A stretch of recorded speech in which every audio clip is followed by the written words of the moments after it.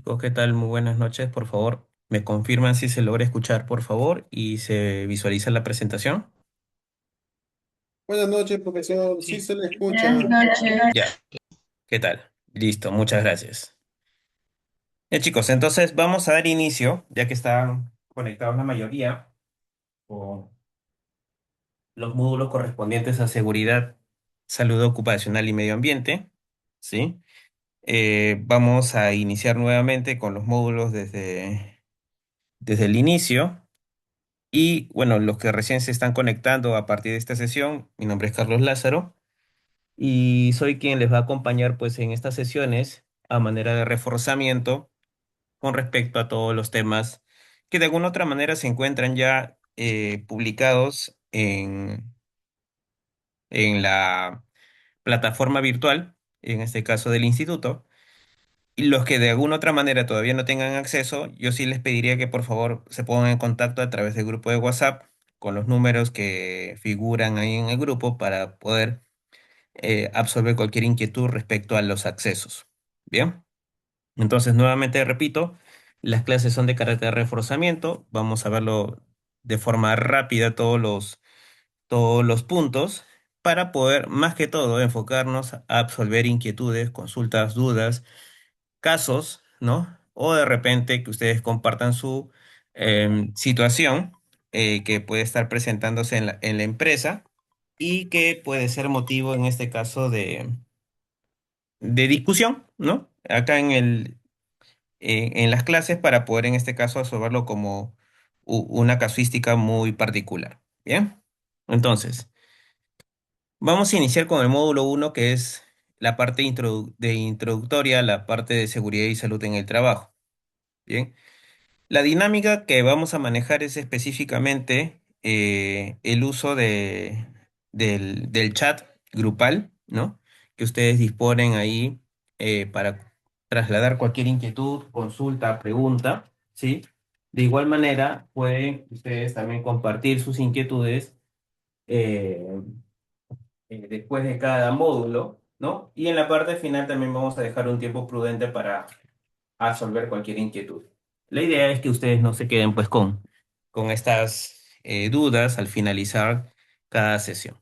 Bien, recuerden de que todos los temas están completamente ya disponibles en la plataforma, así es que yo les recomiendo que en adelante todos los temarios lo revisen anticipadamente, ¿sí?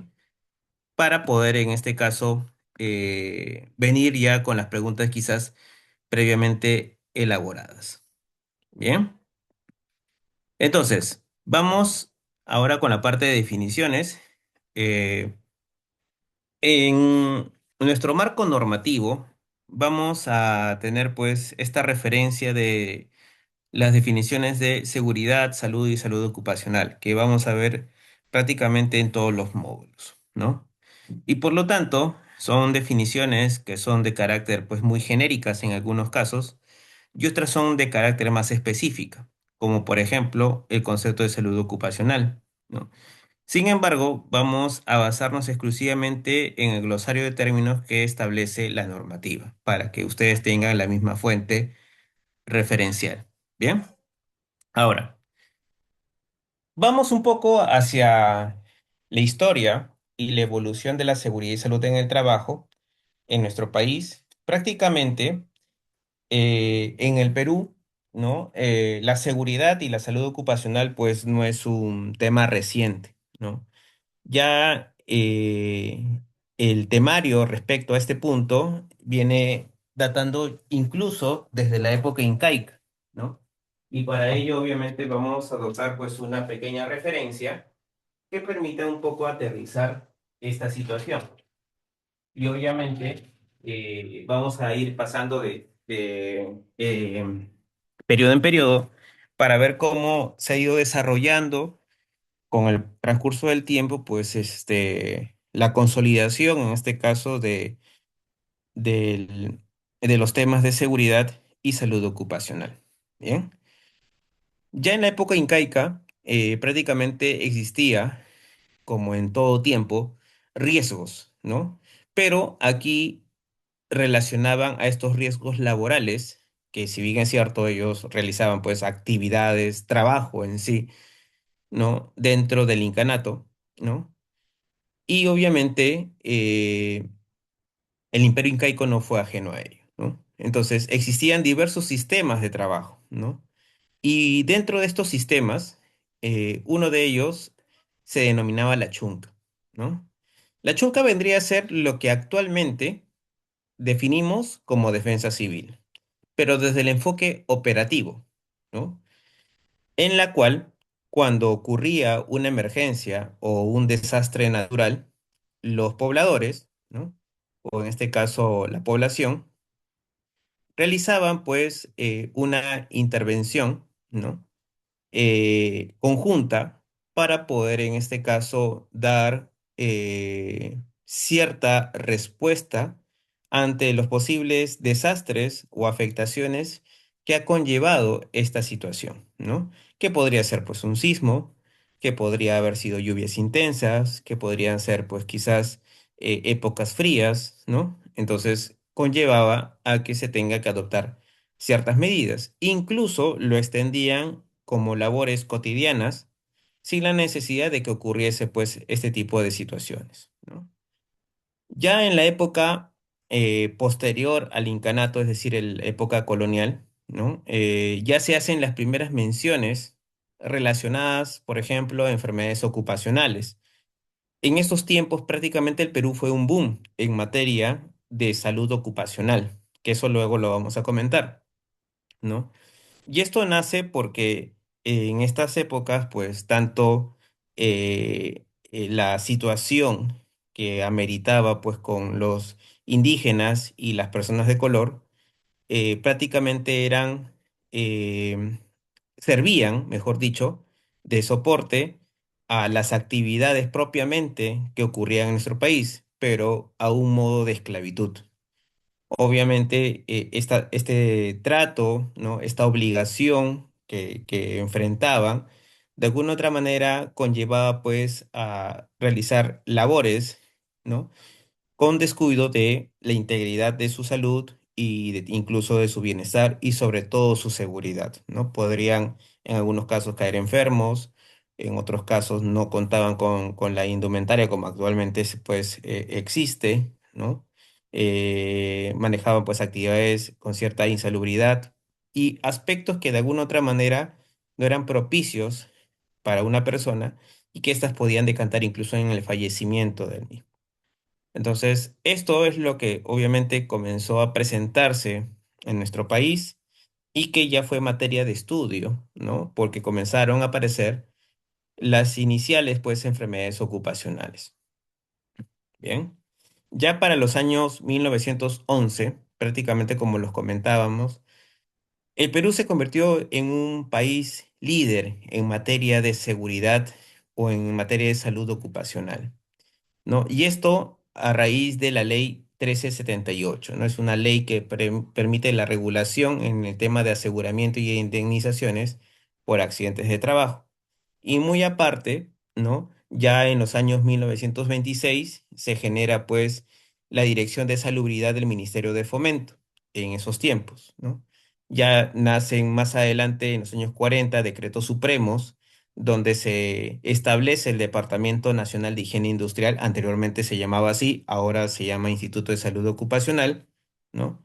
Y obviamente parte del Ministerio de Salud Pública y de Previsión Social, que en ese tiempo se manejaba bajo esa denominación, ¿no? Casi en los años similares, de los años 30 y 40, se crea el Seguro Social Obrero, donde obviamente se establece una cobertura de seguro por enfermedad, por maternidad, invalidez, vejez, muerte, pero no se considera los accidentes y enfermedades ocupacionales, por lo tanto necesitaba de una normativa complementaria, ¿no? Ya para los años 47 se promulga la ley 10833, en donde se crean los fondos para los departamentos nacional de higiene industrial y se empieza a especificar sus funciones, ¿no? Y obviamente en estos años comienza pues el Perú a tomar predominancia en materia de salud ocupacional. Prácticamente toda la zona de Latinoamérica migraba hacia el Perú para poder prepararse, desarrollarse, ¿no? Y tener estudios complementarios y también de investigación en la rama de la salud directamente ocupacional, ¿no? Y es ahí donde comienzan a editarse distintos simposios de carácter internacional, donde prácticamente Lima o el Perú era el centro eh, de esos seminarios, de estos congresos. ¿Bien? Entonces, si ustedes por ahí buscan mayor bibliografía, van a encontrar pues que prácticamente en nuestro país, prácticamente todo partía de estas referencias, ¿no? Poco a poco, obviamente, se fue asentando con mucho más, pero obviamente ya fue migrando ya las investigaciones en cada región, ¿no? Ya para los años 60, se dicta una norma muy importante para nuestro país, que es el Decreto Supremo 42F, que de alguna u otra manera, pues prácticamente puede ser muy conocido para la mayoría, que en este caso es el Reglamento de Seguridad para el Sector Industrial, ¿no? Este es el primer reglamento, que incluso a la fecha sigue estando vigente. Los que pertenecen al sector industrial, por ejemplo, nos basamos en el cumplimiento normativo que indica este reglamento, muy aparte de la parte complementaria que obviamente determina la ley 29783 y también su reglamento respectivo, ¿no? Posteriormente, ya en los años 65, se promulga pues otros decretos supremos o reglamentaciones, principalmente para el sector industrial o plantas industriales, ¿no? Y también para el sector construcción. Obviamente el sector minero no es ajeno a ello, también se establecen lineamientos o decretos supremos de reglamentación de seguridad e higiene minera en estos años. Y obviamente cuando ya el Perú comienza a adoptar pues convenios a nivel macro, ¿no? Como parte de la integración de organismos internacionales, ¿no? O regionales, ¿no? Entonces, suscribe lo que viene a ser en este caso convenios que obviamente permiten ratificar lo que concierne a las medidas de seguridad, ¿no? Entonces, Perú, para poder ser parte y adoptar estos lineamientos, obviamente lo decanta a través de legislaciones que a la fecha, bueno, en muchos casos sigue siendo vigente. Entonces, ya en los años 2001 se inicia con el intento de legislar una norma de forma transversal, multisectorial o de forma general para todo el país, ¿no? Eh, pero en este caso toma aún más tiempo su ejecución, ¿no? Hay indicios de la promulgación y ya para el año 2005 es donde se decreta pues una norma específica de seguridad y salud en el trabajo que rige para un aspecto transversal en todas las actividades económicas en nuestro país, ¿no? Que en este caso corresponde al Decreto Supremo 009/2005 TR, ¿no? Obviamente tiene sus modificatorias, ¿no? Esto va acompañado con otras normas técnicas, como en el caso de la G050 en el sector construcción, ¿no? Y ya para los años 2010 comienzan a regirse distintas normas que obviamente permiten alinearse a la coyuntura de la inversión en nuestro país. Obviamente hay un boom minero, hay un boom en la parte de energía, petróleo, industria y construcción, entonces es necesario pues adoptar ciertos estándares que ya regían en otros países, ¿no? Y para que haya una mejor inversión, un mejor enfoque al cuidado del personal, pues hay que alinear estos aspectos y esto obviamente conlleva a que ya en los próximos años, es decir, año 2011, 2012, se promulguen pues la ley 29783 y su decreto 005/2012 TR, ¿no? Los cuales a la fecha siguen siendo vigentes, obviamente con sus respectivas modificatorias, ¿no? Y esta es la normativa que de alguna otra manera es la que prevalece en la actualidad. ¿Bien? Ahora, en nuestro país prácticamente los accidentes no pasan desapercibidos, ¿no? Solamente para que ustedes tengan una referencia, ¿no? Los accidentes de trabajo ocurren año a año, y obviamente los valores cada vez tienen a un incremento. Y esto se puede deber por dos razones, ¿no? Uno, porque quizás las empresas ya son más conscientes y están generando una notificación, o quizás sí hay una alza en el aspecto de las condiciones, ¿no? O falta de cultura de seguridad en las empresas, que está conllevando a la generación de estos accidentes, ¿no?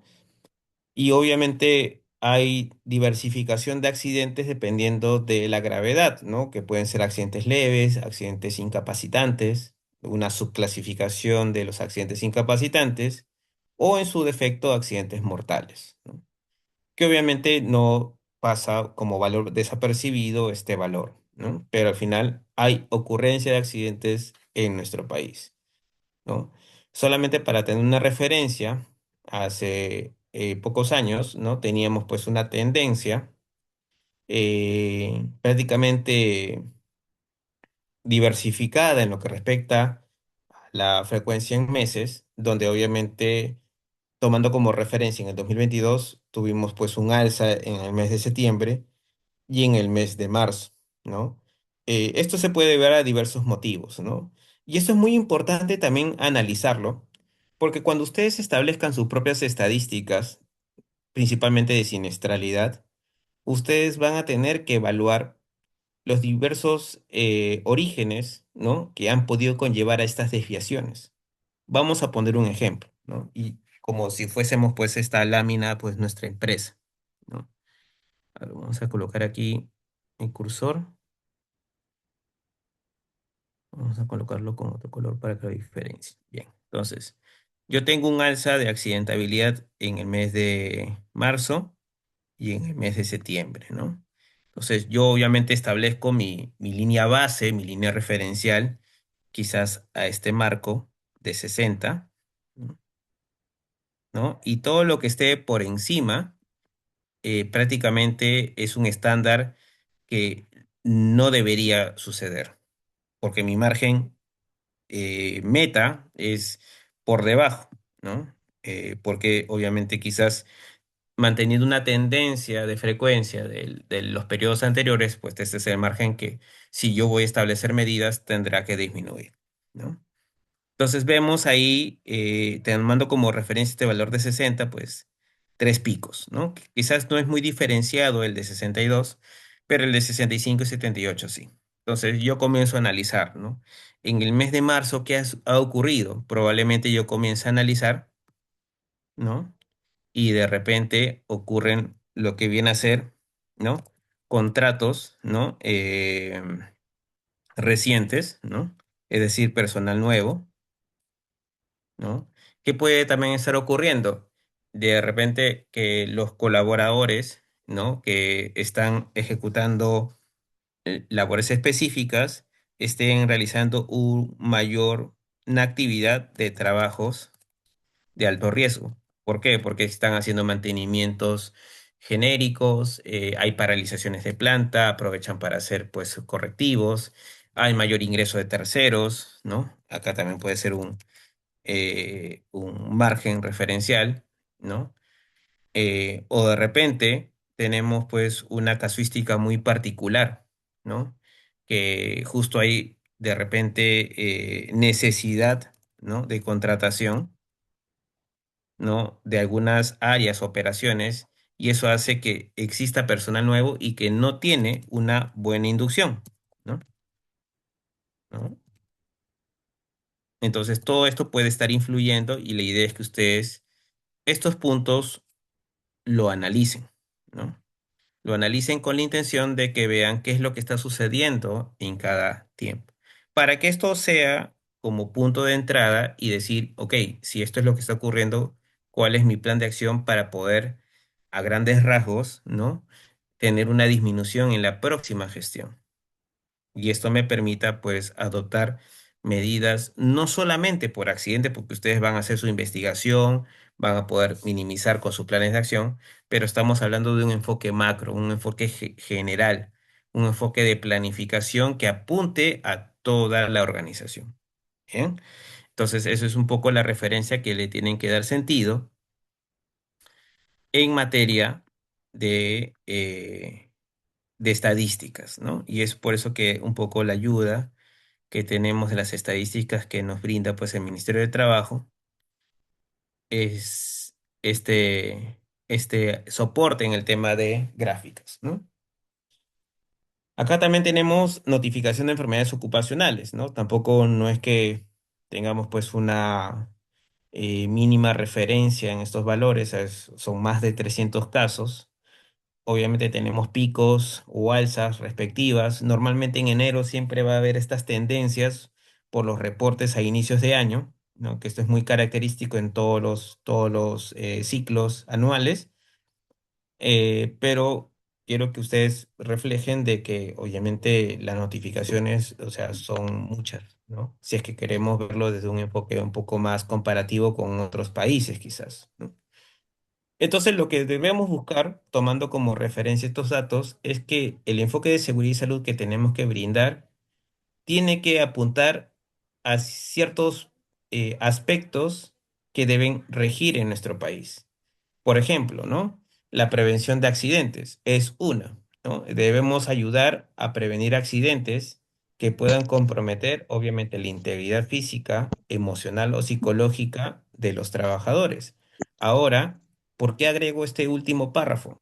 O estas dos últimas palabras, porque ya no solamente es salud, ya no solamente, o mejor dicho, salud desde la parte de la integridad, de estar bien, ¿no? Enfoque físico, sino también mental y emocional, ¿no? Ya tenemos normativas que exigen, en este caso, el cuidado de la salud mental, el cuidado de la salud colectiva, que obviamente tenemos que mantener en nuestra población laboral. Entonces, ¿esto qué permite? Que obviamente tenemos que integrarlo ahora como parte de nuestra planificación en lo que respecta a prevención de riesgos laborales, ¿no? ¿Qué más? Cumplimiento normativo, ¿no? Obviamente si hay leyes normativas hay que cumplirlas como tal, entonces tenemos que hacer un cumplimiento normativo, principalmente lo que rige nuestro país, y obviamente de forma optativa, estándares que puedan regir de forma internacional o con cierta certificación local, ¿no? Eso es ya criterio de cada empresa. Si es que obviamente quizás quieran implementar una mayor exigencia, lo pueden hacer, pero como mínimo, el cumplimiento normativo. Después tenemos la parte de productividad. eh, Queramos o no, los beneficios de mantener pues un adecuado sistema de gestión de seguridad y salud en el trabajo permite generar cierta productividad, permite disminuir gastos y también permite generar un aumento en la rentabilidad.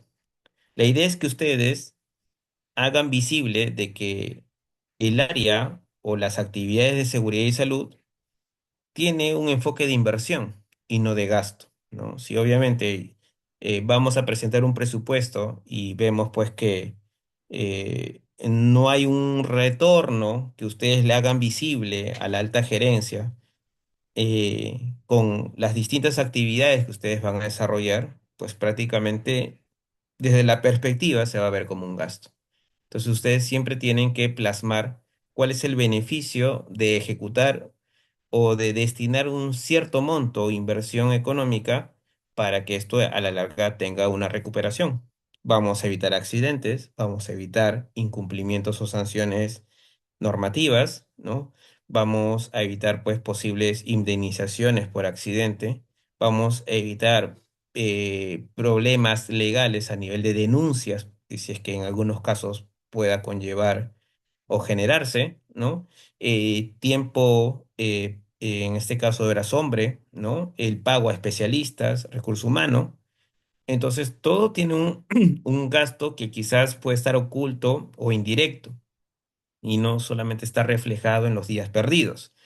Entonces, al final siempre hay un beneficio el hecho de mantener esta implementación de las medidas de seguridad, ¿no? También esto permite generar confianza en los trabajadores, permite mantener unas buenas relaciones laborales, hay una protección familiar, evita que la familia incurra en gastos asociados a hospitalización por accidentes o enfermedades, más aún, ¿no? Toda familia espera pues que la persona que forma parte de su familia, que está laborando en una determinada organización, pues sale de casa bien y esperan que llegue bien, ¿no? No espera que llegue algún accidente o reciba una llamada que ha tenido pues un fallecimiento, ¿no? Entonces buscamos siempre esta integridad, ¿no? Mantener una continuidad laboral, una jubilación anticipada y como habíamos mencionado, todos estos puntos, ¿no? De alguna otra manera, la Organización Internacional del Trabajo, que es prácticamente un organismo mundial, permite regular estas normativas en materia de SST que decantan pues en los distintos países integrantes. Obviamente el Perú es uno de ellos, ¿no? Entonces, por lo tanto, trata de alinear estos aspectos regulados a nivel internacional. Bien, chicos, no sé si hasta ahí tuviésemos alguna pregunta, por favor, antes de pasar a al siguiente módulo, por favor.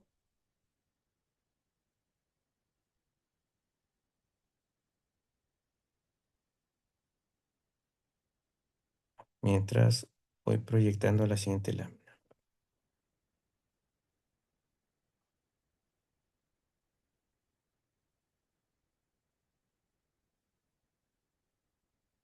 Bien, chicos, a ver, preguntas hasta ahí, dudas, ¿o continuamos?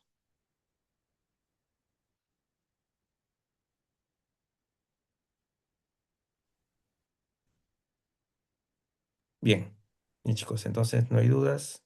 Continuamos entonces ahora con el módulo número 2. Bien, a ver, en este módulo vamos a revisar tres aspectos importantes.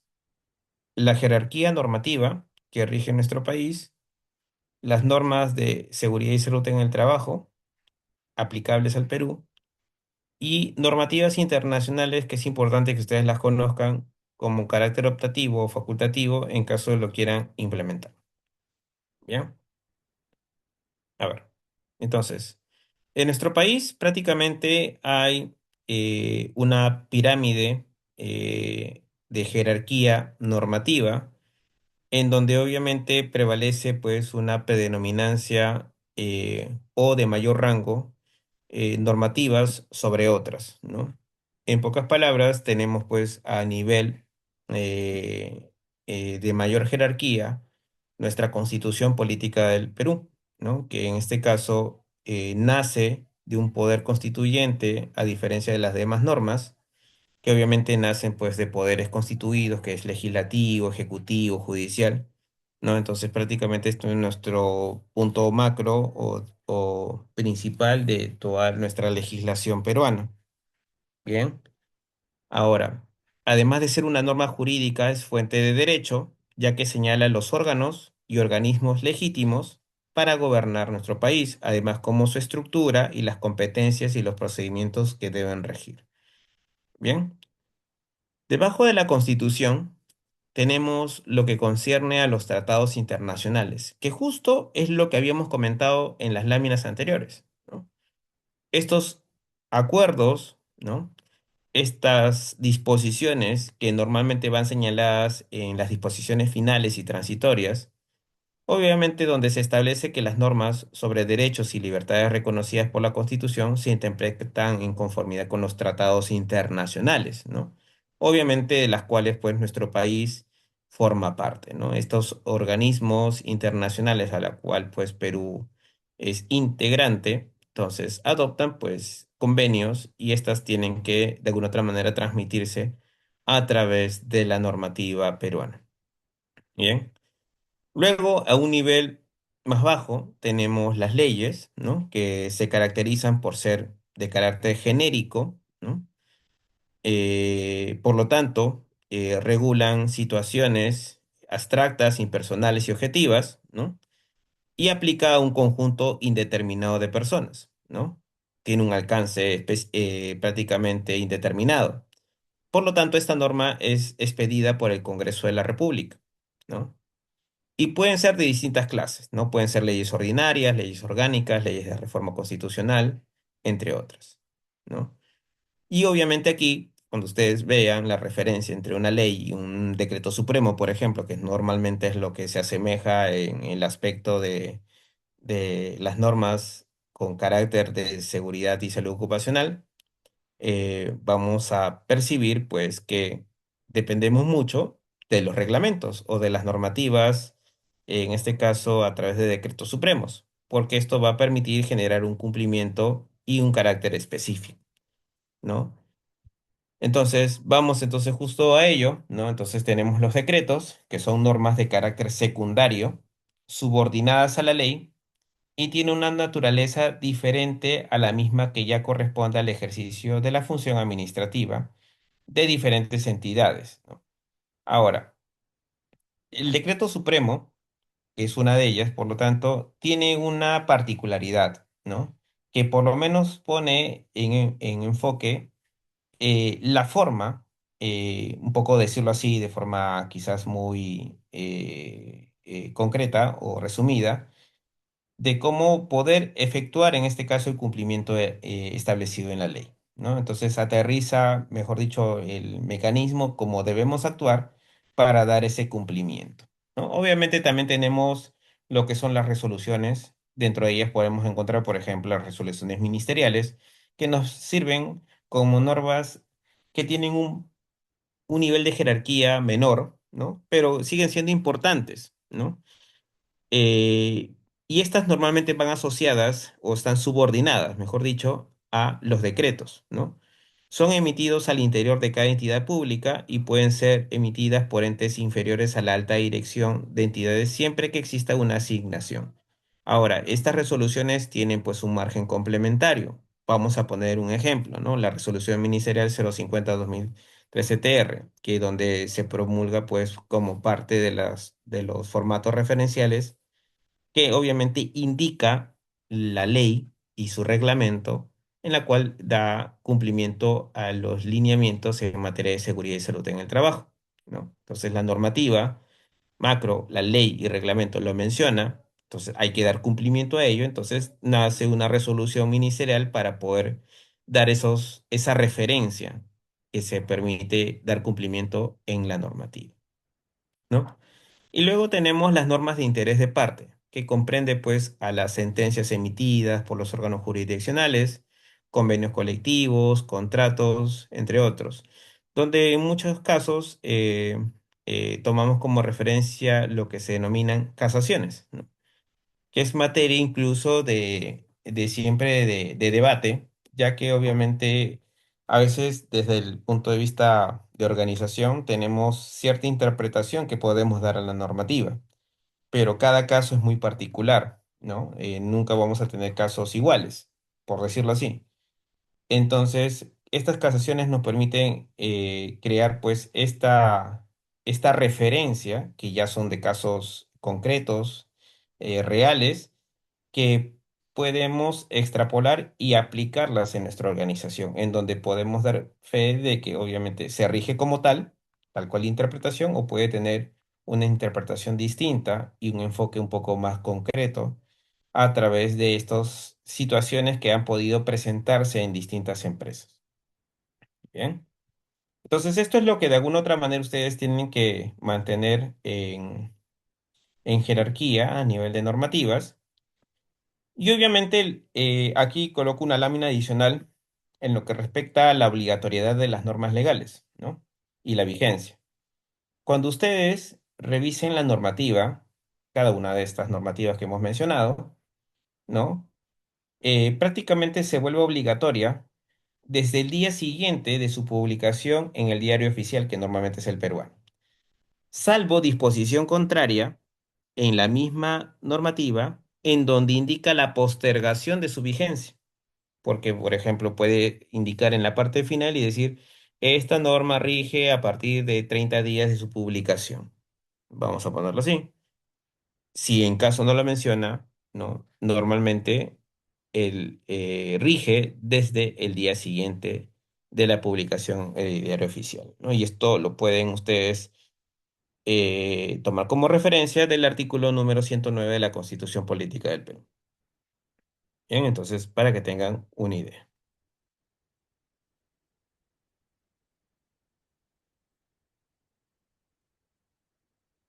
A ver, vamos a con la siguiente lámina. Un minuto, creo que nos hemos extendido. Ahí está. Bien.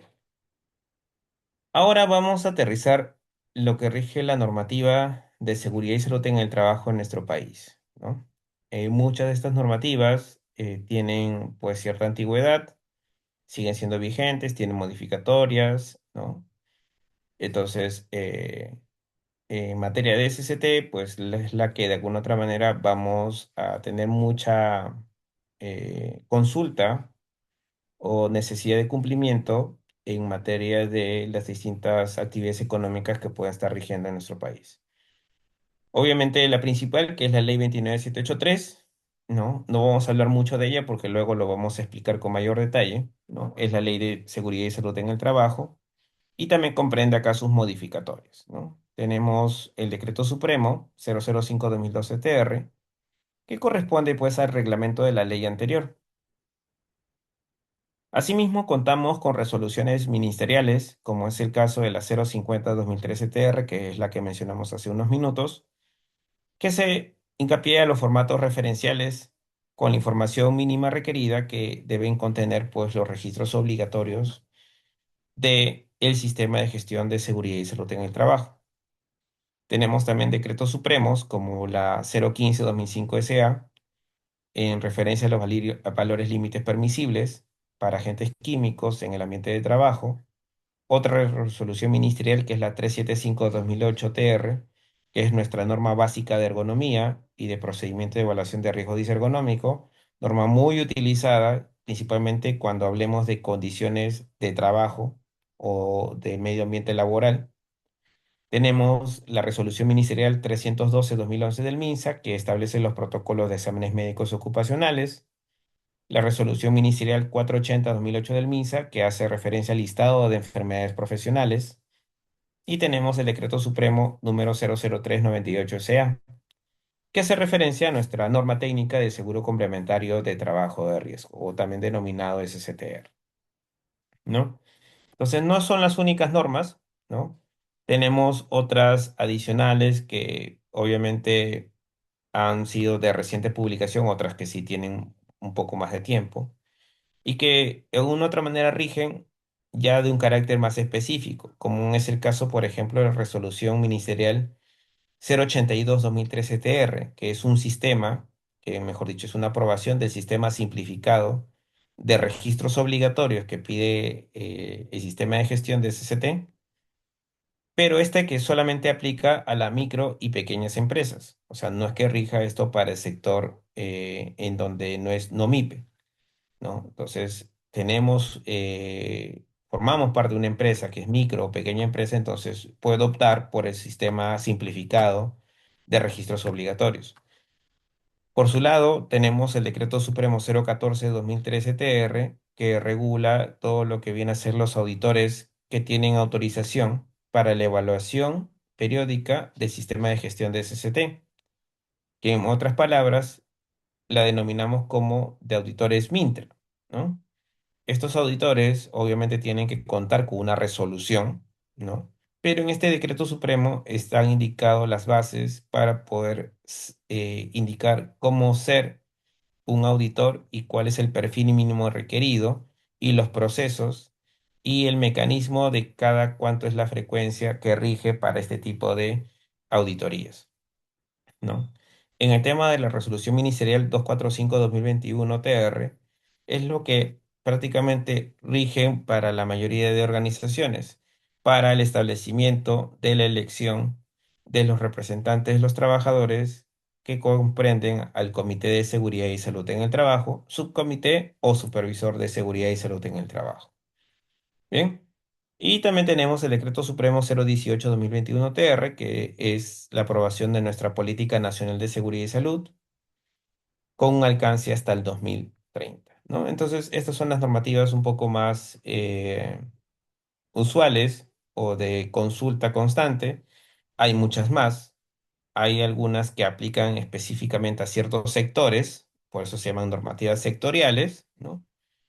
Pero es cuestión de que cada organización haga un análisis y obviamente identifique cuáles son estas legislaciones que aplican a su organización, para que a partir de ello pues puedan adoptar medidas para su implementación y sobre todo cumplimiento. ¿Eh? Entonces, ya que habíamos hablado de la Ley 29783, entonces vamos a referirnos a esta normativa. Esta ley, dentro de su contenido, hace referencia a 9 principios, de las cuales vamos a resumirlo en esta gráfica, que apunta principalmente al principio de prevención, responsabilidad, cooperación, información y capacitación, gestión integral, atención integral de la salud, principio de consulta y participación, primacía de la realidad y principio de protección, en donde obviamente vamos a tomar como base para cada ejecución o cumplimiento de los requisitos que comprende esta legislación. Es decir, cuando yo voy a revisar, evaluar, identificar, implementar, tengo que tener siempre en cuenta estos principios. Bien.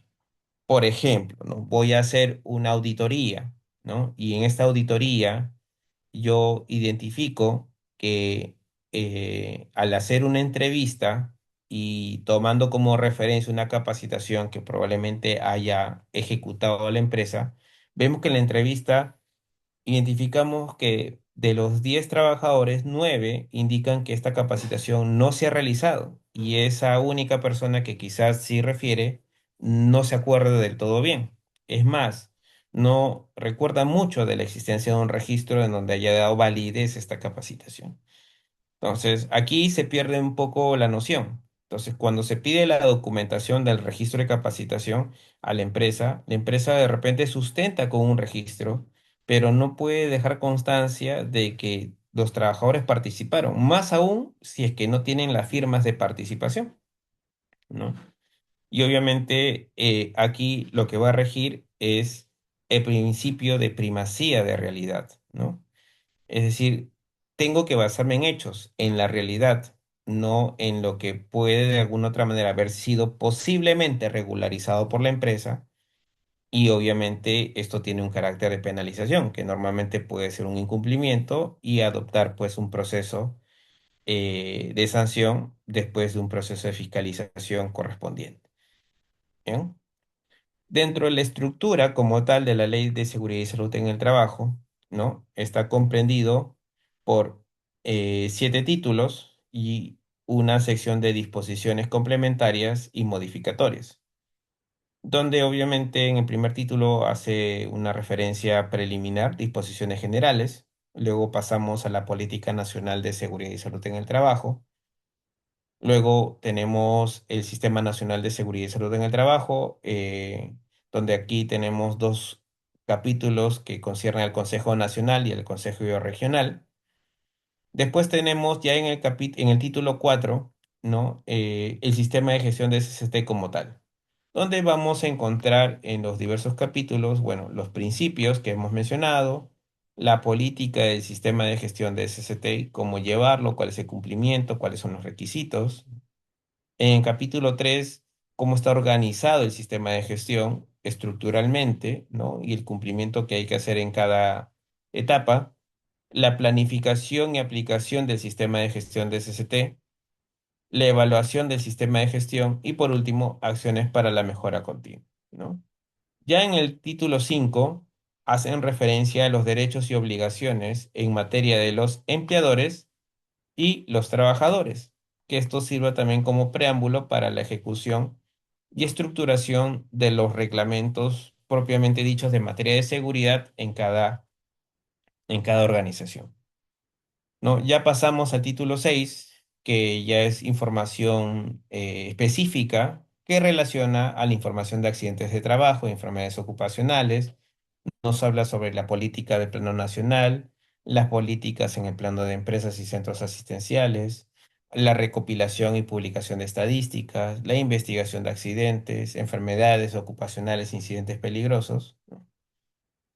Y luego tenemos el título eh, 7, que corresponde a todo lo que involucra la inspección de trabajo en materia de SCT, que obviamente es uno de los puntos principales y la que es la que ha tenido mayor modificatoria año a año en lo que respecta a los lineamientos que rigen, en este caso por las entidades de fiscalización, para dar seguimiento al cumplimiento de la normativa de SCT en cada institución, ¿no?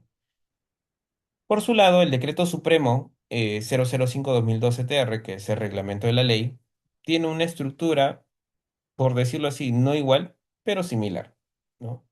Que obviamente guarda concordancia con la ley. Como habíamos mencionado, la ley va a poner de carácter genérico los puntos a cumplir, pero el reglamento ya aterriza estos lineamientos a algo más específico. Por lo tanto, mantiene una estructura muy similar a la de la ley, con algunos cambios o quizás puntos más específicos o aterrizados, como es en el caso de el capítulo 4, que es el Comité y Supervisor de SCT, ¿no? El capítulo 5, que es el Reglamento Interno de Seguridad y Salud en el Trabajo, ¿no?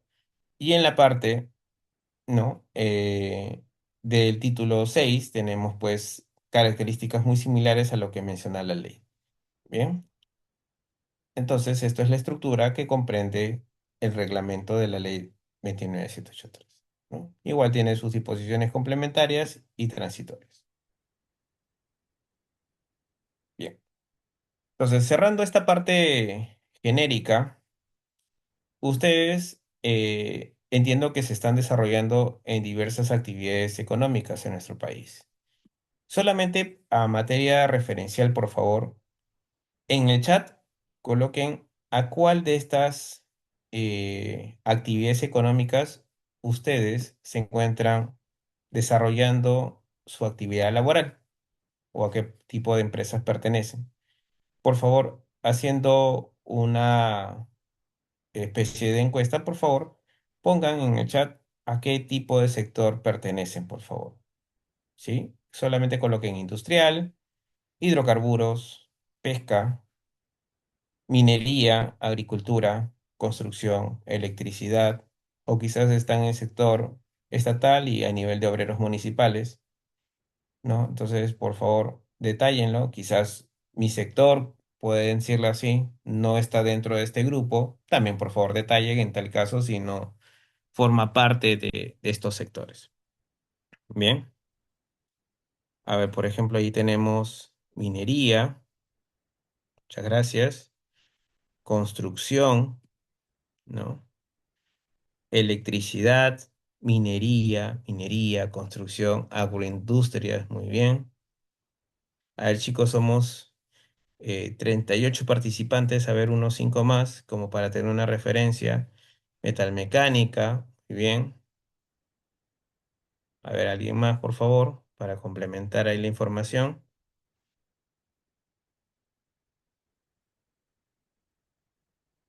A ver, ¿en qué sector nos encontramos? ¿Sí? ¿En qué sector? Muy bien. ¿No? Ahí está industrial, logística, minería. Muy bien, chicos. Entonces, como ustedes pueden darse cuenta, pues a pesar de que tenemos un grupo limitado de integrantes, ¿no?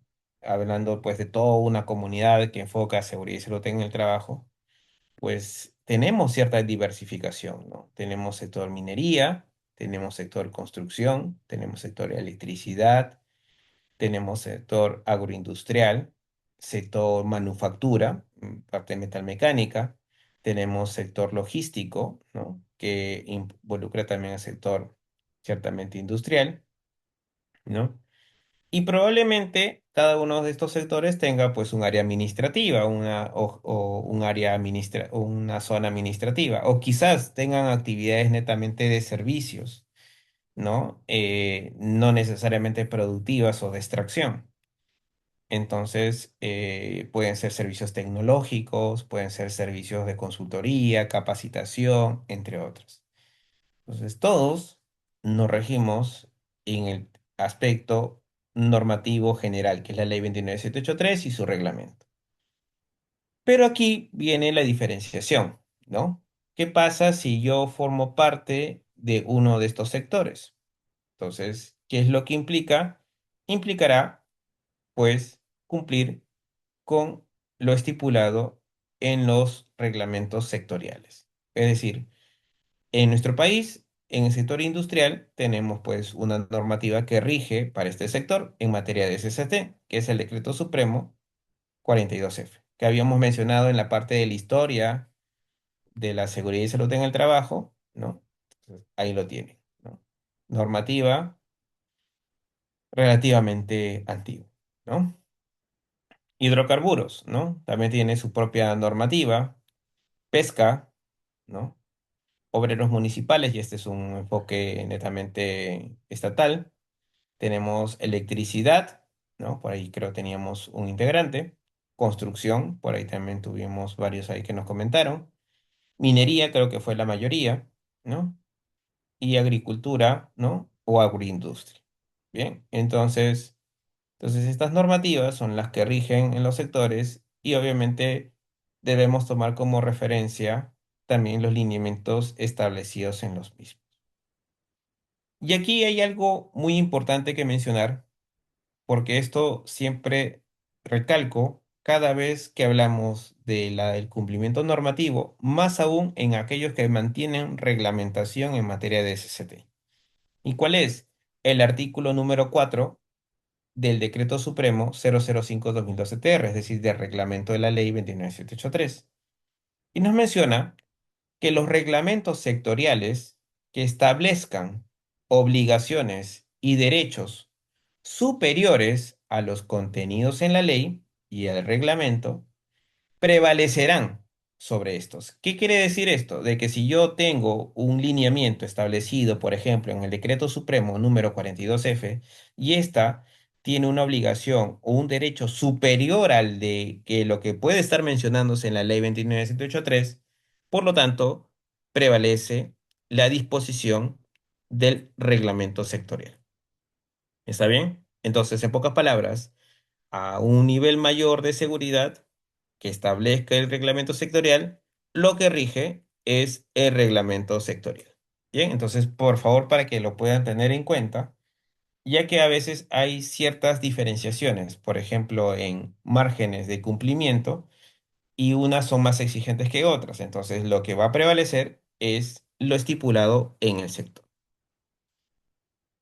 Chicos, entonces, para que tengan una referencia, ahí tienen la normativa 011/2019, que es con respecto a la parte de construcción. Este reglamento de seguridad y salud en el trabajo no es muy antigua, ¿no? Esto era una normativa que ya se venía buscando hace varios años, ya en el 2019 se concreta, ¿no? Y por lo tanto se establece pues una normativa con 3 títulos, 6 capítulos, 4 subcapítulos y 71 artículos que obviamente establece y dan pues estructura a este reglamento de seguridad y salud en el trabajo en el sector construcción. Esto fue publicado el 11 de julio del 2019. Por favor, aquí no hay que confundir con la normativa G050, porque uno siempre me preguntan y me dicen, pero ¿cuál es el que pesa más? ¿Y cuál es el que rige? ¿La G050 o el Reglamento de Seguridad y Salud en el sector construcción? La respuesta es ambas. Son normativas independientes. Uno es un reglamento que obviamente rige en el sector y otra es la reglamentación para las edificaciones desde el punto de vista de norma técnica, ¿no? Y esto es incluso más antigua que la del Reglamento de Seguridad y Salud en el sector construcción. Entonces, todo este compendio de reglamentos es lo que se conoce como norma técnica G050, ¿no?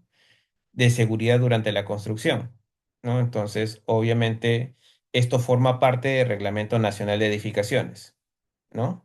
Entonces, el Reglamento Nacional de Edificaciones es el todo, una parte es la norma técnica G050 que abarca a la parte de seguridad durante la construcción. Bien, y estas rigen al igual que el Reglamento de Seguridad y Salud en el Trabajo en el sector construcción.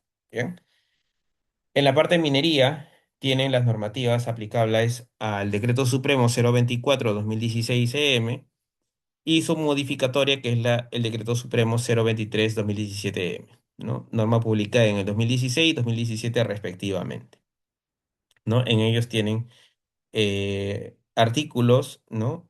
Anexos, acá hacemos una referencia a anexos específicos para el sector, donde un poco da el detalle, especificación de cómo debe llevarse a cabo ciertos criterios en materia de SCT. Por ejemplo, monitoreo, capacitación, inducción.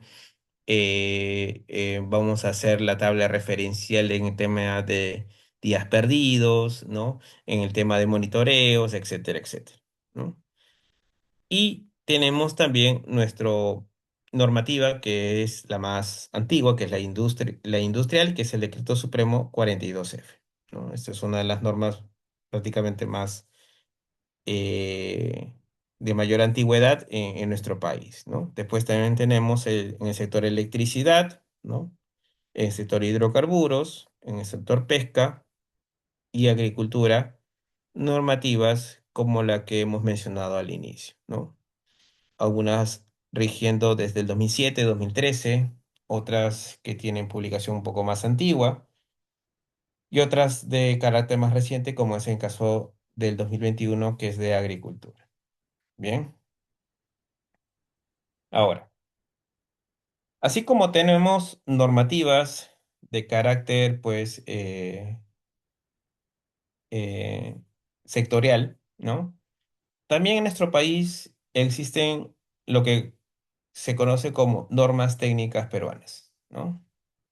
Son normas pues que adoptan pues ciertas especificaciones de carácter técnico en materia de cumplimiento que normalmente toman como modelos referenciales de otros países o unos de elaboración propia en nuestro país y que de alguna otra manera son de carácter optativo, salvo aquellas normas técnicas peruanas que, de alguna otra manera, son citadas en dispositivos obligatorios. ¿Qué quiere decir esto? Que si una ley o un decreto, una normativa, hace mención o referencia a una norma técnica peruana, esta norma técnica peruana se vuelve obligatoria. Entonces uno se preguntará, ¿y cuáles son estas normas técnicas peruanas que son de carácter obligatorio, que están citadas en dispositivos obligatorios? Pues todos los que vemos en pantalla, ¿no? Norma técnica 399013, que hace referencia a los códigos de identificación de gases industriales. La normativa de símbolos pictóricos para la manipulación de mercancías peligrosas. La parte de seguridad eléctrica en materiales eléctricos para la instalación. Explosivos, clasificación de fuego, extintores portátiles, agentes extintores, ¿no? Tenemos acá continuidad de esas normas, ¿no? La mayoría enfocada a extintores portátiles, colores patrones utilizados en señales y colores de seguridad, señales de seguridad, andamios, ¿no? Entre otros, ¿no? Entonces, sí tenemos una diversificación de normas técnicas peruanas que tiene pues este alcance de carácter obligatorio. Bien, acá tenemos algunas adicionales. Bien, y para culminar con esta sección, tenemos también lo que referimos a las normas internacionales. Entonces, como habíamos comentado, nuestro país pues forma parte de organismos regionales o internacionales. Por ejemplo, Comunidad Andina de Naciones, Organización Internacional del Trabajo, ¿no? Que de alguna otra manera establecen, pues, o emiten normas a través de esta comunidad o organizaciones que rigen y obviamente hacen extensión en cada país integrante, ¿no? Otras normas de carácter supranacional. Hay también estándares o directrices relativas al sistema de gestión de SST, como es el caso, o lo fue en su momento, la ILO o SH 2001, que incluso fue con la que se estructuró, en este caso, la ley 29783. Después tenemos los estándares ISO, que es la 45001-2018. Tenemos otras como la 19011, ¿no? Que corresponde a las directrices para las auditorías de los sistemas de gestión, que también pueden tomarlo como referencia. O la ISO, en este caso 31000, que es la de gestión de riesgos, ¿no? Entonces son normativas prácticamente eh, referenciales que ustedes pueden impartir para poder en este caso manejar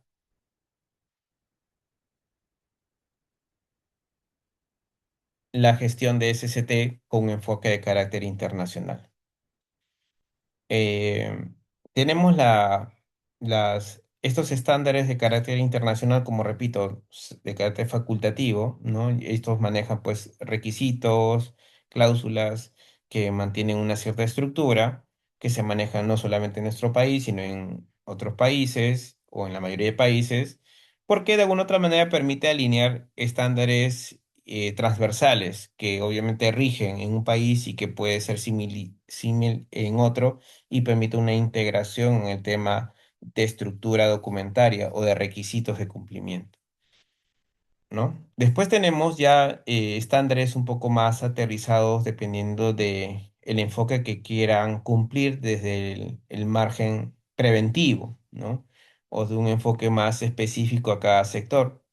Y comienzan a darse, pues, estándares de carácter, pues, facultativo, ¿no? Normas internacionales de carácter opcional, como es el caso del sistema NOSA 5 estrellas, ¿no?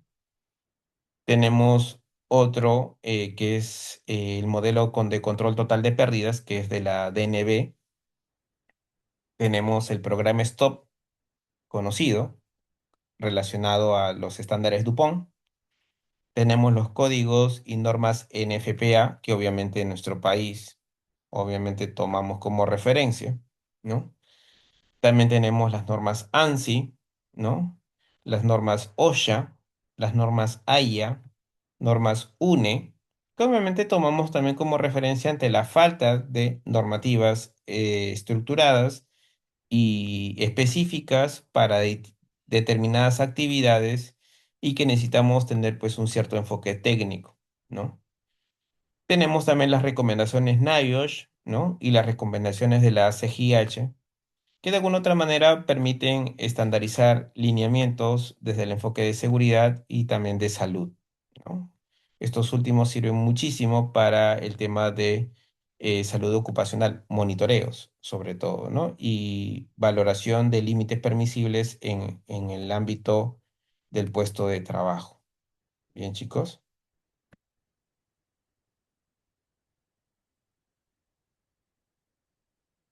Bien, a ver, respondiendo ahí a la consulta de sus compañeros, ¿no? Estas directrices, cada uno tiene un modelo distinto. No es que cada modelo que hemos mencionado mantenga una estructura similar, salvo las que enfocan a los estándares ISO, que ya ellos tienen pues una estructura bajo el anexo SL, que es una estructura de alto nivel, en donde está en lo que está pues prácticamente definido bajo 10 requisitos. Entonces, en estas, para poder certificar, ¿no? Tenemos pues que primero entrar un proceso de implementación de lo que se basa en la normativa internacional, seguir una serie de cumplimientos o requisitos. Cada tipo de certificación o cada tipo de modelo mantendrá pues un proceso rígido o un poco más libre para su implementación. algunos vienen acompañados de un proceso de seguimiento e implementación directamente con la misma marca, otras que son de carácter optativo y que obviamente simplemente pasan al final un proceso de validación o certificación por organizaciones ya autorizadas. Vamos a poner el ejemplo de la ISO 45001, ¿no? Entonces, por ejemplo, nosotros implementamos, en este caso, los lineamientos establecidos en la ISO 45001 a través de sus cláusulas a partir del requisito 4 y comenzamos a dar cumplimiento a cada uno de los lineamientos, ¿no? O exigencias. Entonces yo lo tengo aterrizado, puedo optar por un servicio de consultoría, por ejemplo, que no es obligatorio para dar, pues, fehacientemente que estoy haciendo una buena implementación, ¿no? Tengo un consultor que me pueda respaldar, pero que también puedo imprescindir de eso y simplemente ejecutarlo con el equipo de trabajo que forma parte de mi organización. Luego de este proceso, hay un proceso de auditoría interna, que lo que se busca es encontrar estos posibles hallazgos por incumplimiento a las cláusulas de la normativa, ¿no? Y poder corregirlas. Y luego de ello, ir a una auditoría de certificación, que normalmente la auditoría de certificación obviamente validará que se cumplan los requisitos establecidos dentro de los criterios de auditoría y basado en el alcance para dar, pues, fehacientemente el cumplimiento de estas, de estos puntos o requisitos que establece la norma internacional. Y una vez que se cumpla, pues hay un nivel de cumplimiento, ¿no? Que obviamente determinará pues el nivel de seguimiento y el nivel de robustez que obviamente tiene la implementación generada, ¿no? En la cual pues se le da pues un plazo razonable de certificación y de un proceso de seguimiento. Normalmente estos seguimientos se dan cuando son procesos recientemente certificados, ¿no? Y que puede incluso extenderse cuando ya hay una mayor pues presencia o continuidad de una certificación. Pero en verdad es muy diferenciado por tipo de organización. Pero ese es el flujo que normalmente siguen, ¿no? Entonces, para los procesos de certificación, obviamente acudimos a una empresa certificadora. En nuestro país hay varias, por no decir nombres específicos. Y obviamente hay todo un proceso que enmarca a este proceso de auditoría hasta la emisión del certificado internacional, que obviamente tiene un proceso de emisión correspondiente, ¿no? No es que sea inmediato, ¿no? Pues pasa un análisis, pasa una revisión, se levantan los puntos requeridos y se otorga esta certificación, de las cuales pues quizás han sido muy conocidas y que de repente son existentes en la mayoría de sus organizaciones, como es el caso pues de la ISO 9001, 14001, 45001, ¿no? Que pueden estar rigiendo en cada una de las empresas, ¿no? Entonces, ese es un poquito el proceso que siguen, ¿no? En el caso, por ejemplo, de estándares, por ejemplo, DuPont, entonces acá sí hay un acompañamiento directamente de la empresa matriz, ¿no? De igual manera, en el caso del modelo de control total de pérdidas, que es de la DNB. ¿No? En el caso de las normas ANSI, OSHA, AIA y UNE son normas establecidas que ustedes simplemente dan lectura y dan cumplimiento, ¿no? Aquí no hay un proceso de certificación, ¿no? Simplemente garantizan el cumplimiento de dichas normativas bajo cierto estándar, nada más.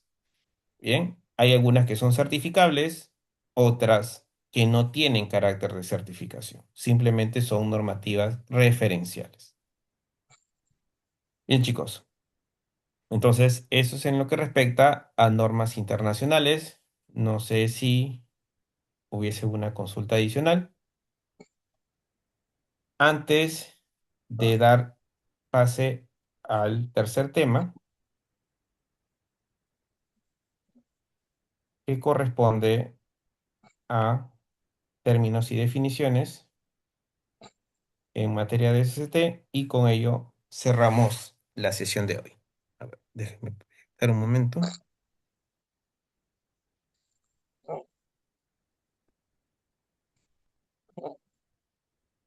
Listo. Bien, chicos, preguntas, dudas, hasta ahí.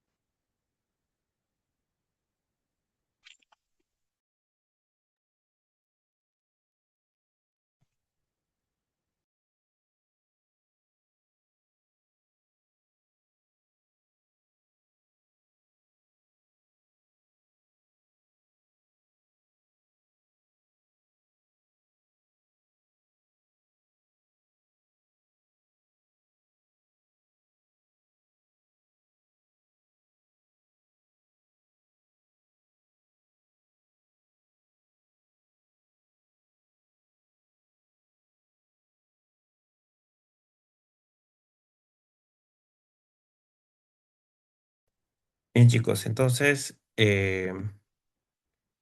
ver, acá tenemos una pregunta. ¿Los pasos para seguir para el cumplimiento de requisitos estándares en la ISO? Sí, como les comento, normalmente lo que ustedes deben contar es con auditores internos, ¿no? Específicamente la normativa. Ustedes establezcan un procedimiento con el perfil mínimo requerido para estos auditores, que incluso va a ser parte de los requisitos, ¿no? Y comienzan a estructurar basado en los requisitos de la normativa. No se preocupen que va a haber todo un capítulo específicamente de la ISO 45001, donde vamos a detallar ese paso a paso, para que ustedes quizás puedan terminar la referencia de implementación. Entonces, se cumple con cada uno de los requisitos, ¿no? Requisito 4, 5, 6, 7, 8, hasta requisito 10, ¿no?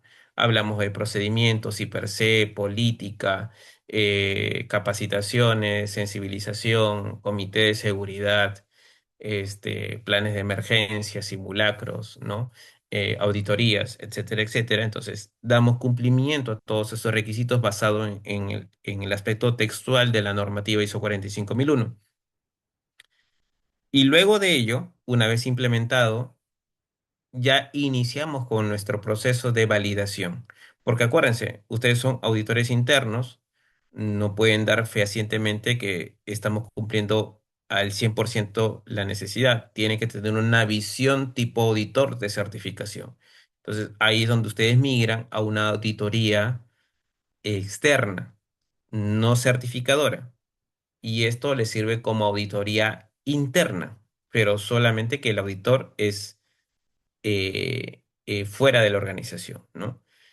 Este es el que va a medir, en este caso, el nivel de cumplimiento, ¿no? Va a darle un contexto un poco más aterrizado. Probablemente ustedes dijeron, ok, yo hice mi análisis y vengo cumpliendo al 90%, y quizás el auditor cuando haga su validación no es 90, entonces dice 75. Ah, hay una diferencia enorme. Entonces ahí ha podido encontrar quizás varios hallazgos que desde el equipo de implementación no la ha detectado, ¿no? Y obviamente esto se levanta y inicia el proceso de certificación internacional, ¿no? Se hace la comunicación con las empresas certificadoras, entran en el proceso, establecen un plan de auditoría, establecen fecha, establecen horario, establecen el alcance y obviamente inician con una fecha específica de auditoría. Luego de este proceso se determinará pues las no conformidades. La idea es que no exista una no conformidad mayor, y de no existir, entonces se levantan esas no conformidades menores o hallazgos o observaciones, y obviamente se establece un plan de acción y se otorga la certificación correspondiente, ¿no? Otra forma también de llevarlo es que pueden ustedes recurrir a empresas, en este caso, que hacen el acompañamiento de certificación, donde obviamente parten de cero, hay todo un programa de implementación, tienes a una persona que dedica el cuidado para poder hacer la implementación de cada etapa, y simplemente ustedes dan reciben el soporte o apoyo de este especialista, ¿no? Para poder desarrollarlo. Al final llega el proceso de certificación, incluso pueden también certificar con este tipo de organizaciones, aunque no es lo recomendable porque es juez y parte. Normalmente deberían mandar un auditor distinto. Por eso hablamos de la objetividad de los auditores, ¿no? Mientras no haya ninguna implicancia de este tipo, entonces pueden tranquilamente también certificar. Entonces tienen ahí dos caminos como pueden seguir para poder hacer las certificaciones internacionales. Bien, chicos. Una Listo. pregunta. Sí, sí, Doris, ¿cómo estás? Dime. ¿Cuál es la diferencia entre responsabilidad administrativa, civil y penal cuando hay un accidente minero? Ya, muy buena pregunta. A ver, esto es un tema que prácticamente lo vamos a ver casi en los últimos módulos, ya, de seguridad y salud en el trabajo, ya, pero a ver, voy a adelantarme y por ahí creo que lo tengo. A ver, dame un minutito para poder proyectarlo y aterrizarlo. Ya, a ver, pero sí, hay una diferenciación, y acá principalmente va regido a nivel de las medidas que van a adoptar por cada tipificación. Espérate, acá lo tengo. ¿Dónde está? ¿Dónde está?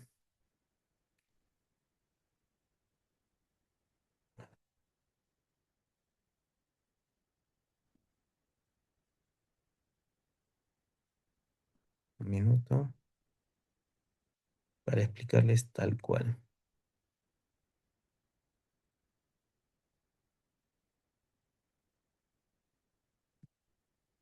Creo que lo tengo acá.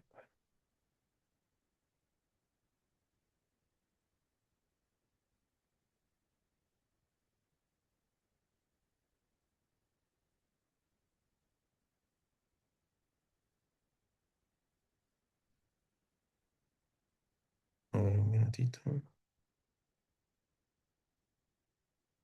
Ujú.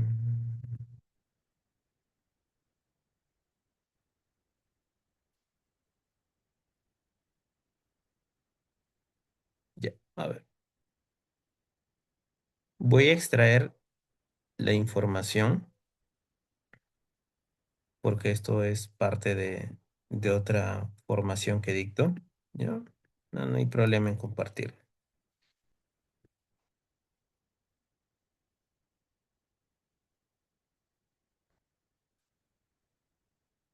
Ya, vamos aquí nada más en la lámina, ¿ya?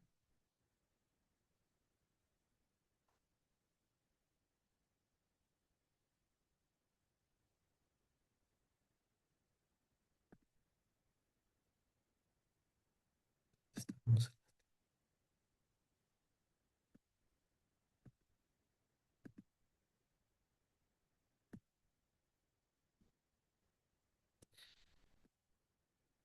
Ya, chicos. A ver,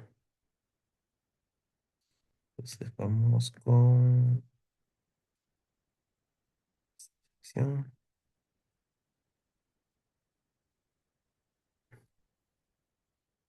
para comentárselo, ¿ya? Listo. Volvemos a la presentación. Ya, a ver. Sí se observa, ¿no? ¿Me comentan? Sí, Ya, bien. A ver, cuando nosotros tenemos algún tipo de incumplimiento u obligación desde el enfoque de seguridad y salud en el trabajo, ¿no? Siempre va a acarrear distintos tipos de responsabilidad. Una de ellas va a ser la responsabilidad administrativa, otra será la responsabilidad civil, otra será la responsabilidad penal, tenemos la responsabilidad laboral que deriva de la relación del trabajo y por último tenemos la responsabilidad solidaria, que bueno, lo mencionamos, aunque esto debería estar formando parte de las responsabilidades principales, que es la administrativa. A ver, en la primera, esta responsabilidad es cuando nosotros generamos un incumplimiento a las obligaciones en materia de SCT.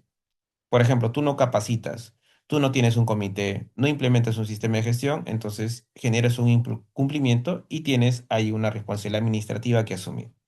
Y por lo tanto, la autoridad administrativa, que en este caso vamos a imaginar SUNAFIL, establece la sanción a nivel de multa o paralización parcial o temporal a las actividades que ustedes puedan tener. ¿Está bien? Eso es a nivel administrativo. Después tenemos la responsabilidad civil, donde obliga al empleador indemnizar, por ejemplo, cuando ocurren daños o perjuicios ocasionados a los trabajadores propios o terceros. Cuando, por ejemplo, se producen accidentes laborales o enfermedades ocupacionales. Por ejemplo, tú tienes en minería un trabajador que sufre un accidente y esto nace de la investigación que es a causa de las condiciones que no han podido, pues, haber controlado o no existieron controles o supervisión, pues, eficaz. Entonces hay una responsabilidad, no solamente administrativa, sino también civil. Es decir, hay que indemnizar por los daños generados, si es que obviamente eso repercutió en el trabajador. Otro es la responsabilidad penal, que configura cuando el incumplimiento de las normas de seguridad, ya aquí hablamos de poner en riesgo o, eh, o peligro grave y que ésta puede desencadenar, causar lesiones graves o incluso la muerte. Y aquí hablamos de una pena privativa de libertad, ¿no? Y esto es por el atentado contra las condiciones de seguridad y salud en el trabajo. No necesariamente tiene que fallecer alguien, sino por el hecho de generar un incumplimiento, hay un margen de responsabilidad penal.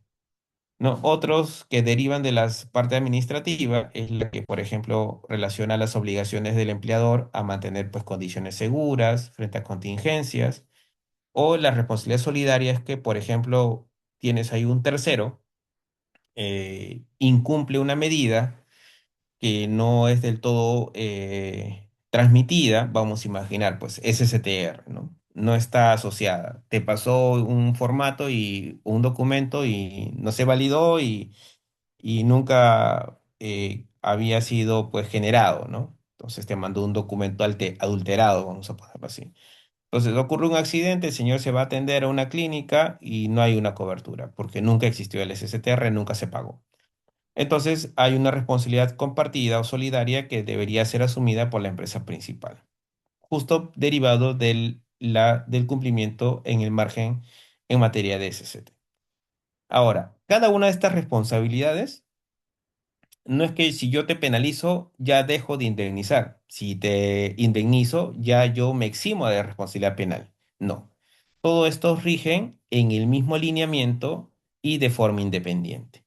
Puedo yo aplicar una medida administrativa a la vez civil y penal, ¿no? Indistintamente de que haya procedido una o la otra. Bien. Por lo tanto, en nuestro país, las normas en materia de SST se rige en estas cuatro principales: administrativa, civil, penal y laboral o contractual. Administrativa, sanciones y multas; civil, indemnización por daños; penal, responsabilidad criminal ante riesgo a la vida o la salud; y laboral o contractual, derivada de la relación laboral que ustedes hayan establecido. Y como repito, las responsabilidades pueden coexistir simultáneamente. Y esto va a depender, esto va a depender mucho de la situación de gravedad que se haya generado el incumplimiento. Por lo tanto, la sanción puede ser más alta, la multa puede ser más alta, la indemnización puede ser más alta a comparación de un evento con otro, porque va a depender mucho de cada caso. Bien. No sé si quedó claro ahí, Doris, por favor, ¿me comentas? Muy claro, gracias. Listo. Genial. A ver, ¿qué más tenemos aquí? En caso fue que esté inscrito una persona, no esté trabajando en ninguno de los rubros presentes, igual le sirve la clase para ver. En caso no encuentres o no se encuentren ustedes en una actividad dentro de las que hemos mencionado en clase, todas los demás rubros no es que no cumplan con las medidas de seguridad. Todas las demás que no tengan un reglamento sectorial se van a regir directamente en los lineamientos que establece la Ley 29783 y su reglamento. Porque en ese sector quizás no fue necesario o quizás no existe a la fecha una reglamentación de seguridad y salud en el trabajo específica. Entonces, en aquellos sectores que no esté contemplado un reglamento sectorial, tienen que regirse directamente a la normativa general. Bien, entonces es eso. Bien, ahora tenemos aquí otra pregunta. ¿Cómo debemos prevenir accidentes laborales y también accidentes e incidentes de trabajo? Bueno, la prevención va a depender mucho de muchos enfoques. Primero, de la forma como ustedes tengan estructurado su sistema de gestión, cómo está involucrada la alta dirección en su organización, cómo es la inversión y el presupuesto en su organización para poder prevenir, ¿no? Y qué importancia le dan a la seguridad y salud en el trabajo. Mientras tengamos claro esos factores, yo puedo estructurar, ¿no? Si tengo respaldo de esos cuatro puntos, en mantener una planificación donde pueda yo establecer lineamientos que van a permitir minimizar accidentes de trabajo o enfermedades ocupacionales. Obviamente, como en su momento creo que me tocaron en un ejemplo, ¿no? En mi empresa ocurren 30 accidentes mensuales. Miren, mensuales, ¿no? Casi diario es un accidente, ¿no? Entonces, pero me contrataron para que ya no ocurra accidentes, ¿no? Entonces, la prevención de accidentes no deriva de el ingreso de un prevencionista, no deriva y va a ser eficaz que se pueda hacer cero accidentes porque yo contrate al mejor especialista o jefe de seguridad que pueda existir en el país. Si bien es cierto, tendrá las nociones, el conocimiento y las ganas de poder implementar y adoptar adecuadas medidas, pero esto parte muchísimo del involucramiento de la alta dirección. Mientras tenga las herramientas, recursos, la facilidad, eh, el involucramiento y el liderazgo que es necesario para llevar este sistema de gestión, obviamente tu estadística va a tender a disminuir la accidentabilidad. No vas a saltar de una brecha a cero. Puede que existan casos, pero no, estadísticamente no es reflejado, porque esto es un proceso, porque también recuerden de que involucra la participación y esto puede estar relacionado al comportamiento humano, al error humano, que normalmente también puede estar asociado a accidentes. Entonces es un proceso que se busca, pero las medidas que de alguna otra manera deben implementar es principalmente lo que menciona la normativa. Y si no tienen puntos específicos que implementar, bueno, tomen las referencias internacionales. Eso es lo que va a permitir alinear y permitir prevenir los accidentes laborales, ¿no?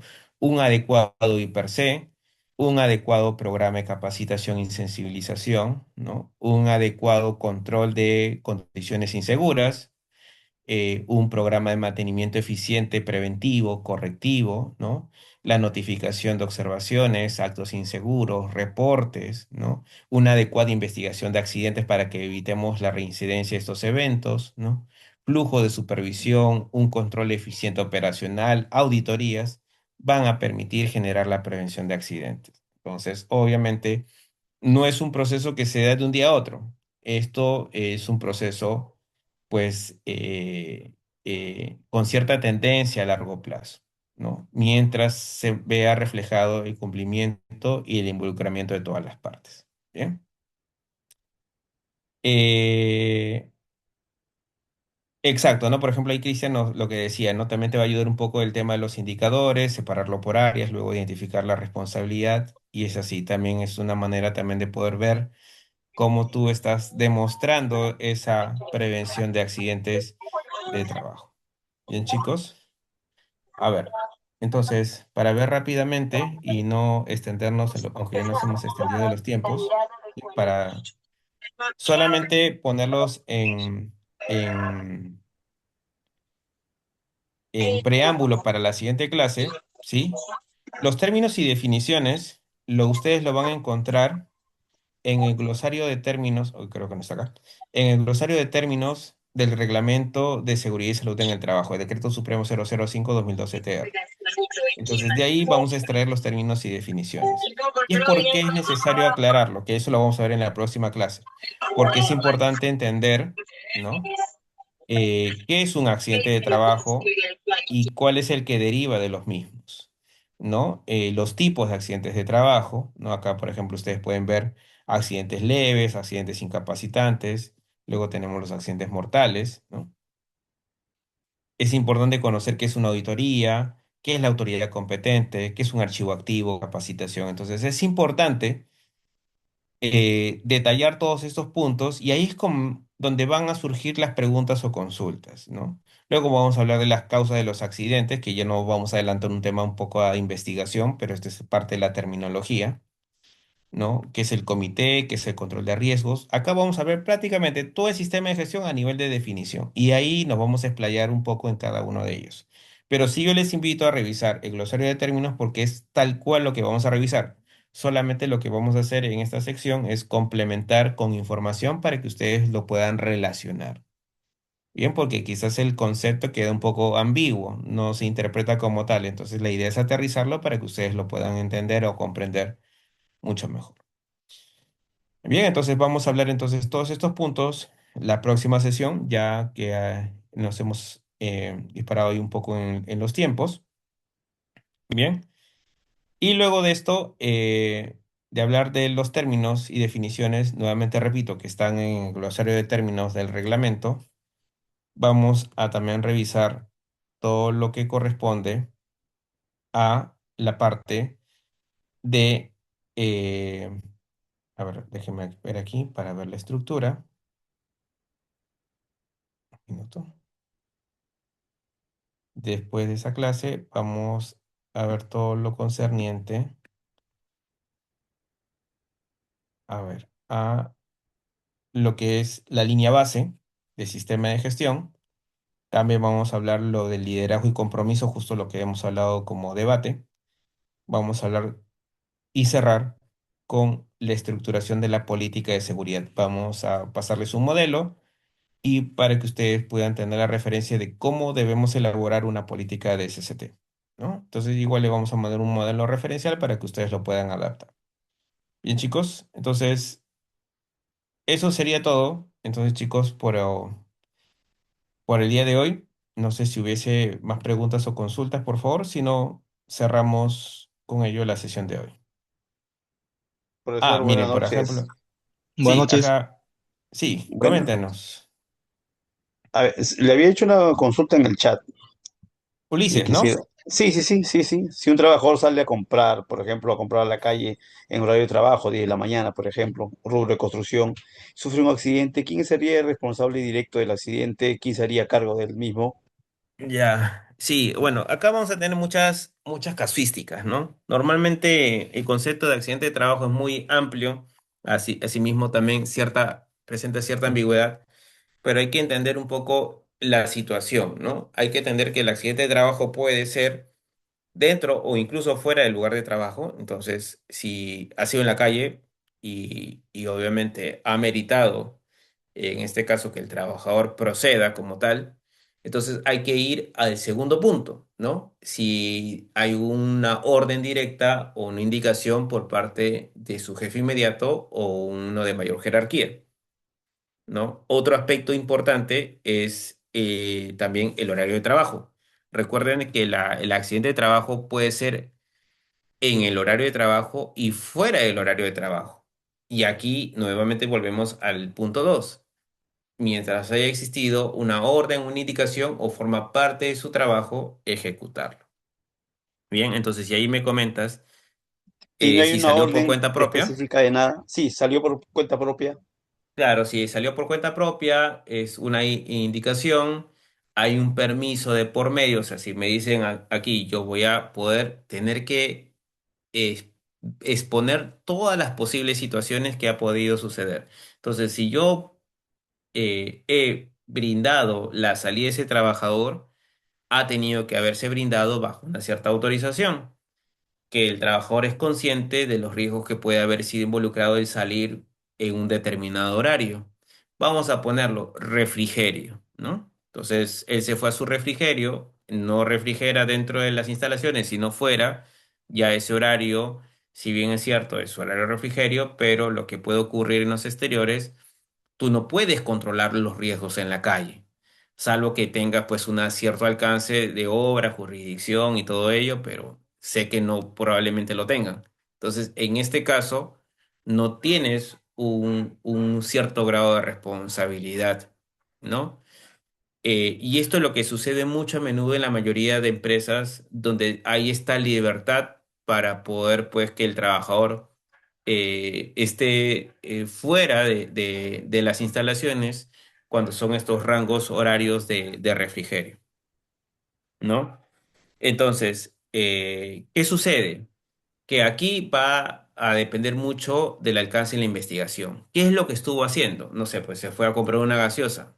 Bueno, acá no hay un parte de una función, pero si salió porque tuvo que hacer algo relacionado al trabajo o con cierto alcance al trabajo, ya hay un involucramiento. Por más que no exista un orden, por más que no exista un horario, por más que no exista una indicación, ya hay un cierto involucramiento que al final eso se va a determinar con la investigación. Pero mientras exista el mínimo vínculo relacionado al trabajo, va a tener que calificarse como tal. ¿Por qué? Porque ten la seguridad que ese trabajador, vamos a esperar que no suceda, ¿no? Hace un proceso de denuncia, ten la seguridad que la normativa va a avalar al trabajador y van a involucrar y van a hacer su propia investigación y determinar de que sí hubo un nexo relacionado al accidente derivado de la actividad laboral. ¿no?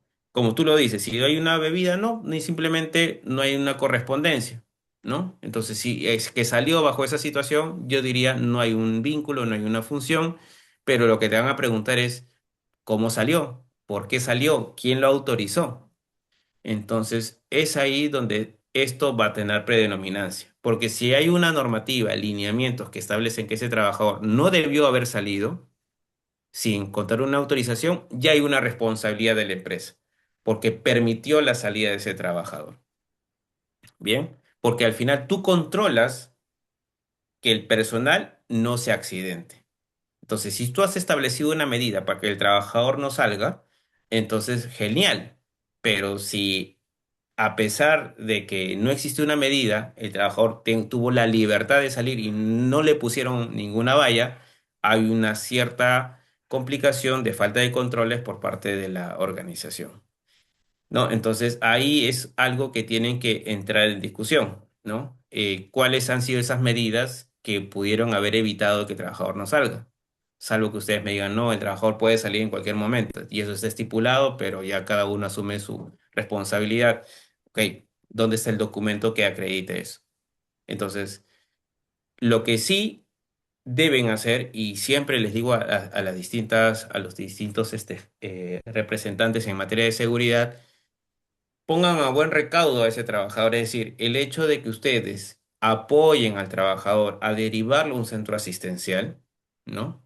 Que puede ser particular, estatal, lo que fuese, pero lo ponen a buen recaudo, ya cumplieron con su obligación. Derivado de este proceso, que asuman los gastos asociados por la atención del trabajador, ya ese es un tema que va a depender mucho si es que hay responsabilidad de la empresa o no, pero de que deben brindarle el soporte, obviamente que sí. ¿Ya? Obviamente si está cercano, porque si, vamos a imaginar, se fue a comprar, pues, no sé, una gaseosa al centro comercial que está como a 10 cuadras, o sea, yo nunca me voy a enterar y no voy a poder darle, pues, una atención o comunicación. Probablemente donde haya ocurrido el accidente le han tenido que haber brindado el soporte, ¿no? Entonces, va a depender mucho de la información que se disponga, ¿no? Y esto lo van a determinar en la investigación, pero desde mi enfoque, con la poca información que tengo, no debería canalizar como tal, pero si estuvo cerca, debió haberse brindado el soporte de atención y bueno, ya el tema de responsabilidad es un tema aparte. Ahí tendrían que demostrarte que no tenía una relación directamente con las funciones, el trabajador, habían controles, había un permiso de por medio, él ya lo estaba autorizando y listo. Y ahí se eximen de cierta responsabilidad. Porque como repito, no ustedes tienen una injerencia de control en la calle, ¿no? No podemos garantizar esto, salvo que pues tengan un puesto que sí trabaje en la calle, ¿no? Por ejemplo, un vendedor está en la calle, o sea, no puedo mantener control, pero sí, mi responsabilidad, porque yo lo estoy exponiendo en el puesto, tiene que garantizar el cumplimiento de esa función. Entonces, ahí, por más que ocurra en la calle, así se haya ido a comprar algo, involucra una cierta responsabilidad. ¿Por qué? Porque su puesto de trabajo no es dentro de la instalación, sino fuera. Bien, chicos, entonces... espero que ahí haya ayudado en algo Ulises. Bien, entonces chicos, con esto finalizamos para no explayar ahí los tiempos y extenderlo. La sesión de hoy nos estamos encontrando la próxima semana para poder cerrar el temario correspondiente a terminología. Por favor, vayan revisando la información y ya nos estamos encontrando la próxima sesión. Bien, chicos, muchísimas gracias.